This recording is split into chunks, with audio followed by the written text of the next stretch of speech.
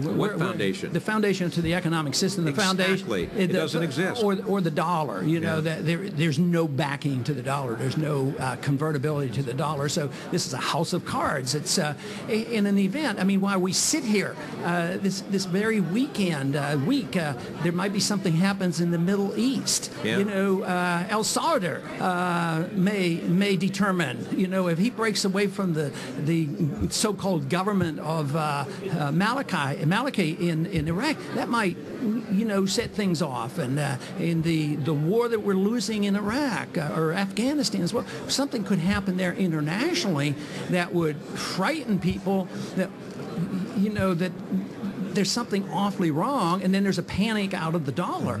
And right now it's in the interest of everybody who's holding dollars, the Chinese and the Japanese, to keep this together. Well, they have to, of course. They have to, yeah. But then there might be remember when they said that the banks and the investors would always keep the Nikkei at 40,000, that they would always buy each other's stock? I mean, it's Didn't happen. It was, 17 years, and it's still, 15, 16,000? Right. So this whole idea that they can keep it together is an illusion. And that's the market speaking. The market is more powerful. So when we get discouraged about the power of the Federal Reserve and the power of the Congress, let's hope and pray that we have enough freedom.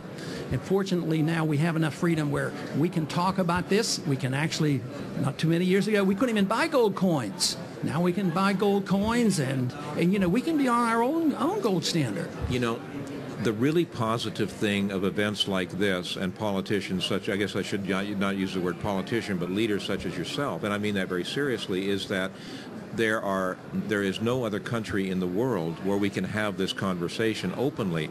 There is no other country in the world where Paul and I can have a radio show where we discuss issues like this. There's no other country in the world when someone as prominent, for example, as Judge Andrew Napolitano can put out a book lambasting what's going on in the government.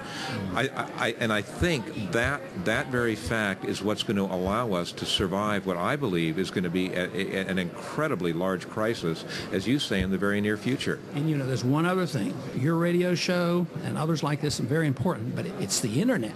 Just think about the internet. I have the record for voting for the least amount of regulation of anybody, probably any place in Congress, but especially on the internet. And it's a politically risky vote to take because my opponent painted me as pro-pornography and pro-gambling because I didn't want to regulate the internet. Of course, I fell back to the old-fashioned belief that maybe parents have something to say about raising kids. How many kids do you have? 5. And how many wives? 4 or 5 wives? I think, let's see, 1. One wife, right. Big into pornography, huh? Yeah. So that was used against me, but the important issue, and I think most people in a conference like this would understand how valuable the internet is because that's where the information is circulating. Oh, yeah. So I think it'd be hard for them to get rid of the internet or gather up our guns or take our gold coins. Yeah. I don't think it's going to happen. You know, and they were much more passive in the 30s, but I believe Americans today will not give up their guns and they will not give up their gold coins and they're not going to give up their internet, even though we allow our Congress to start into the regulating of the internet for making sure that you're a better person, make sure you don't gamble and, you know, this sort of thing. You know, I've got to tell you, I can't thank you enough for being here. I think that's a great place to end this. I think it's very important for listeners, folks at this show, to be aware that we do live in the greatest country in the world, and what you're saying is the regulation may exist, but the freedoms will never be lost, and that's what's going to get us through. Congressman Ron Paul, thank you so much for joining us. Thank you very much. We'll be back with more from San Francisco on the Korelin Economics Report from the 2006 Hard Assets Investment Conference. Thanks for joining us.